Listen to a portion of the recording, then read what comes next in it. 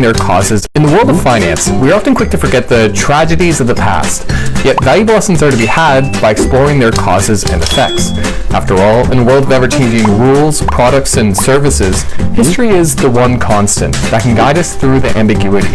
So let's take a 5-minute history lesson. The year is 1918, and after 4 years of conflict, the First World War is finally over. America has emerged as one of the victors, and is about to enter a period of economic prosperity and cultural change known as the Roaring Twenties. Things start off pretty strongly, as the post-war economy is seeing a boost. Troops are back from the war, delayed projects are straightening up again, and hey, more women are entering the workforce, meaning that more people have a salary to spend, and companies are looking for a piece of the money pie. So in 1920, we see our first radio advertisement, and it seems to be working. Recent inventions like the vacuum cleaner and the electric washing machine are becoming hot commodities. And hey, since things are looking pretty good, the banks are giving out loans to everybody, meaning that even more people can buy the latest and greatest gadgets.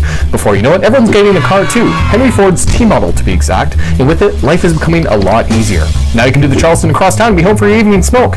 All of this is making companies very rich, and the average American is making good money themselves. In fact, people are starting to look for things to do with their newfound wealth. Buy another laundry machine? Nah. A new car? Don't need it. Oh, wait, what about investing? Yeah, that's it. After all, why be rich when you can be more rich? So the stock market becomes a pretty popular practice, and with so many people buying, investors are finding it very easy to make money on stocks. Soon enough, everyone thinks they're 1920s Warren Buffett, and I mean everybody. Cooks, shoe shines, taxi drivers, you name it, everyone is trading like a Wall Street tycoon, pouring their life savings into whatever security is hot that day. In fact, there's so much money to be made, people are taking out loans to invest even more, and banks are happily collecting the interest. By the way, those same banks are looking to invest more money too, and soon enough they begin borrowing money from customer bank accounts to buy stocks. But since things are looking up, no one's noticing, and overall things are going pretty well in America, financially anyway, and as we experience flapper culture, prohibition, and the rise of jazz music, people are making good money on the markets. By 1929, America's total wealth has doubled, and investments are up 218% since 1922. In fact, stocks are rising so fast, companies are having a hard time keeping up and justifying their stock price. Wait, that's not good. And hold on, production actually seems to be slowing down. Henry's not making as many T-models, and people aren't buying as many things. It looks like companies may have overestimated their growth, and now wages are falling. And all that easy to access debt? Well, people have taken out quite a bit, and interest rates are starting to rise. But wait a minute, the stock market is still up. That doesn't seem right.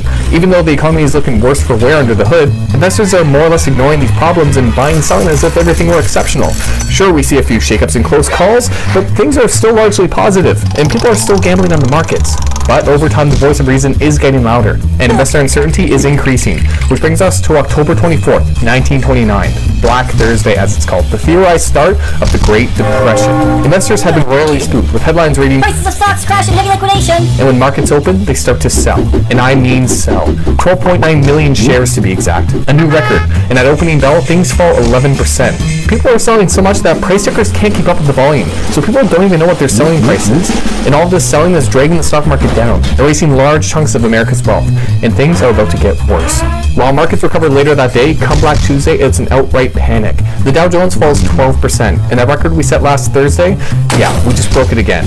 The markets lose $14 billion in one day. Some shares are now worthless, people have lost their life savings, and Americans who borrow to invest are absolutely crushed. And so, friends, here we are. The Great Depression, the worst economic downturn in the history of the industrialized world. The Dow Jones falls for another 3 years after this, losing 90% of its value from its high in 1929. Many lose their jobs as companies shut down, and it's not just investors that are hit. Remember that money the banks borrowed? Well, a bunch of it is lost in the markets too, and people are only getting back 10 cents for every dollar they had in their account. Banks across the country shut down, and unemployment reaches its highest level in U.S. history, 24.9%. By this point, redlines, soup kitchens, and homelessness are common sights. Whether you invested, borrowed money, or even just held money in a bank account, the Depression found a way to hurt you financially. Times would be tough throughout the 1930s, and fiscal intervention from Franklin D. Roosevelt would do little to boost activity. In fact, it wouldn't be until the rise of the Third Reich in Germany that we would see an end to the crisis. You see, the Great Depression wasn't just felt in America. Rather, with recent globalization, its effects were felt around the world.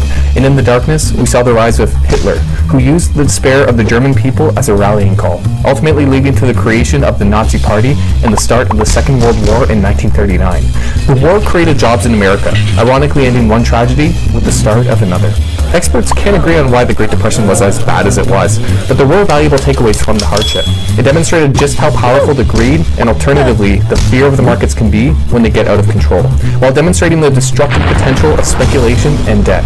Laws would later be introduced to safeguard financial institutions and deposits, and during his time in office, Franklin D. Roosevelt would introduce the Federal Deposit Insurance Corporation and the Securities Exchange Commission, institutions targeted at protecting the wealth of Americans that still exist to this day.